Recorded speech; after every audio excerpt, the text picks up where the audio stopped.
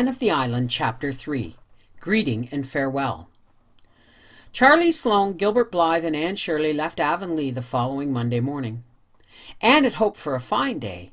Diana was to drive her to the station, and they wanted this, their last drive together for some time, to be a pleasant one. But when Anne went to bed Saturday night, the east wind was moaning around Green Gables with an ominous prophecy which was fulfilled in the morning. Anne awoke to find raindrops pattering against her window and shadowing the pond's grey surface with widening rings. Hills and sea were hidden in mist, and the whole world seemed dim and dreary. Anne dressed in the cheerless grey dawn, for an early start was necessary to catch the boat train. She struggled against the tears that would well up in her eyes in spite of herself. She was leaving the home that was so dear to her, and something told her that she was leaving it forever, save as a holiday refuge. Things would never be the same again. Coming back for vacations would not be living there. And oh, how dear and beloved everything was. That little white porch room, sacred to the dreams of girlhood. The old snow queen at the window. The brook in the hollow, the dryad's bubble. The haunted woods in Lover's Lane. All the 1,001 dear spots where memories of the old years bided. Could she ever really be happy anywhere else? Breakfast at Green Gables that morning was a rather doleful meal. Davy, for the first time in his life probably, could not eat, but blubbered shamelessly over his porridge. Nobody else seemed to have much appetite, save Dora, who tucked away her rations comfortably. Dora, like the immortal and most prudent Charlotte, who went on cutting bread and butter when her frenzied lover's body had been carried past on a shutter, was one of those fortunate creatures who are seldom disturbed by anything. Even at 8, it took a great deal to ruffle Dora's placidity.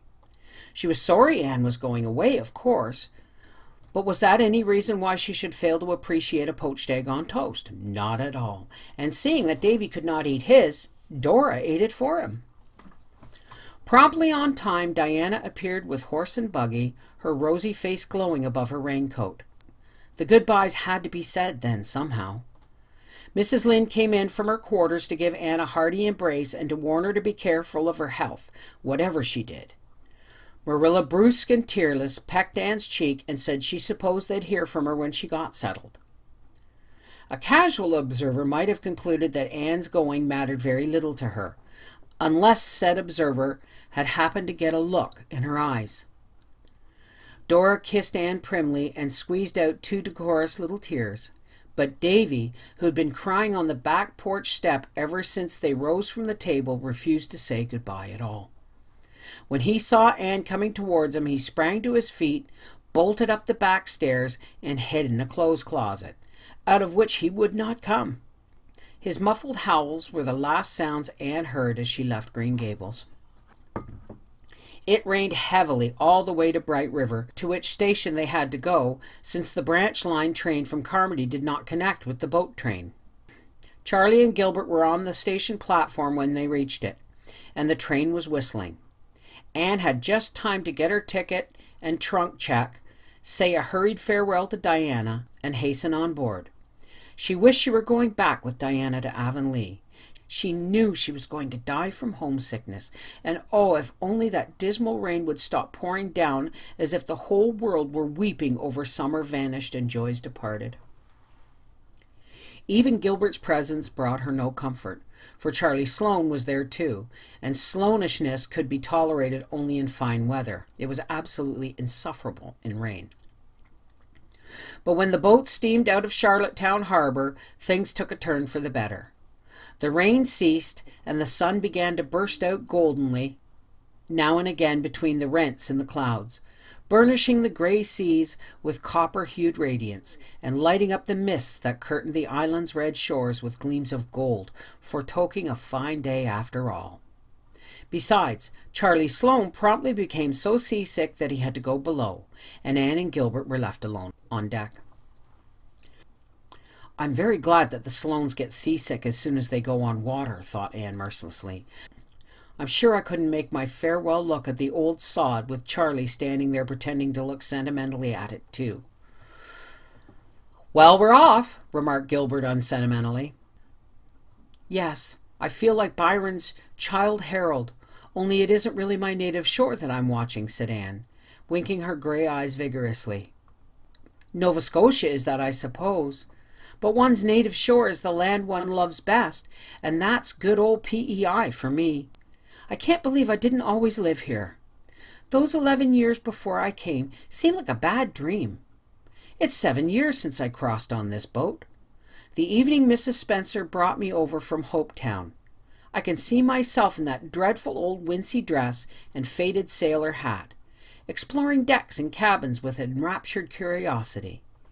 It was a fine evening, and how those red island shores did gleam in the sunshine. Now I'm crossing the strait again. Oh, Gilbert, I do hope I'll like Redmond and Kingsport, but I'm sure I won't. Where's all your philosophy gone, Anne? It's all submerged under a great swamping wave of loneliness and homesickness. I've longed for 3 years to go to Redmond, and now I'm going, and I wish I weren't. Never mind, I shall be cheerful and philosophical again after I've had just one good cry. I must have that. As a went, and I'll have to wait until I get into my boarding-house bed tonight, wherever it may be, before I can have it. Then Anne will be yourself again. I wonder if Davy has come out of the closet yet. It was 9 that night when their train reached Kingsport, and they found themselves in the blue and white glare of the crowded station. Anne felt horribly bewildered, but a moment later she was seized by Priscilla Grant, who had come to Kingsport on Saturday. "Here you are, beloved, and I suppose you're as tired as I was when I got here Saturday night." Tired? Priscilla, don't talk of it. I'm tired and green and provincial and only about 10 years old. For pity's sake, take your poor broken-down chum to some place where she can hear herself think. I'll take you right up to our boarding-house. I've a cab ready outside. It's such a blessing you're here, Prissy. If you weren't, I think I would just sit down on my suitcase here and now and weep bitter tears. What a comfort one familiar face is in a howling wilderness of strangers. Is that Gilbert Blythe over there, Anne? How he has grown up this past year. He was only a schoolboy when I taught in Carmody. And of course that's Charlie Sloane. He hasn't changed. Couldn't. He looked just like that when he was born, and he'll look like that when he's 80. This way, dear. We'll be home in 20 minutes. Home, groaned Anne. You mean we'll be in the same horrible boarding house, in a still more horrible hall bedroom, looking out on a dingy backyard. It isn't a horrible boarding house, Anne girl. Here's our cab. Hop in. The driver will get your trunk. Oh yes, the boarding house. It's really a very nice place of its kind, as you'll admit tomorrow morning when a good night's sleep has turned your blues rosy pink. It's a big old-fashioned grey stone house on St. John Street. Just a nice little constitutional from Redmond. It used to be the residence of great folk, but fashion has deserted St. John Street, and its houses only dream now of better days. They're so big that people living in them have to take boarders just to fill up. At least that is the reason our landladies are very anxious to impress on us. They're delicious, Anne. Our landladies, I mean. How many are there? 2. Miss Hannah Harvey and Miss Ada Harvey. They were born twins about 50 years ago. I can't get away from twins, it seems, smiled Anne. Wherever I go, they confront me. Oh, they're not twins now, dear. After they reached the age of 30, they were never twins again. Miss Hannah has grown old, not too gracefully, and Miss Ada has stayed 30, less gracefully still. I don't know whether Miss Hannah can smile or not. I never caught her at it so far, but Miss Ada smiles all the time, and that's worse. However, they're nice, kind souls, and they take 2 boarders every year because Miss Hannah's economical soul cannot bear to waste room space. Not because they need to or have to, as Miss Ada has told me 7 times since Saturday night. As for our rooms, I admit they are hall bedrooms, and mine does look out on the backyard. Your room is a front one and looks out on Old St. John's graveyard, which is just across the street. That sounds gruesome, shivered Anne. I think I'd rather have the backyard view. Oh, no, you wouldn't. Wait and see. Old St. John's is a darling place. It's been a graveyard so long that it's ceased to be one and has become one of the sights of Kingsport. I was all through it yesterday for a pleasure excursion. There's a big stone wall and a row of enormous trees all around it, and rows of trees all through it, and the queerest old tombstones with the queerest and quaintest inscriptions on them. You'll go there to study, and see if you don't. Of course, nobody's ever buried there now, but a few years ago they put up a beautiful monument to the memory of Nova Scotia soldiers who fell in the Crimean War. It's just opposite the entrance gates, and there's a scope for imagination in it, as you used to say. Here's your trunk at last. And the boy's coming to say good night. Must I really shake hands with Charlie Sloane, Anne? His hands are always so cold and fishy feeling. We must ask them to call occasionally. Miss Hannah gravely told me we could have young gentlemen callers 2 evenings in the week, if they went away at a reasonable hour. And Miss Ada asked me, smiling, please to be sure they didn't sit on her beautiful cushions. I promised to see to it, but goodness knows where else they can sit, unless they sit on the floor, for there are cushions on everything. Miss Ada even has an elaborate Battenberg one on top of the piano.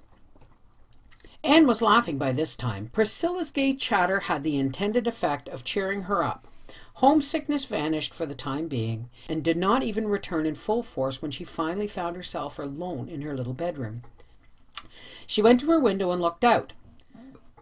The street below was dim and quiet. Across it the moon was shining above the trees in Old St. John's, just behind the great dark head of the lion on the monument. Anne wondered if it could have been only that morning that she had left Green Gables.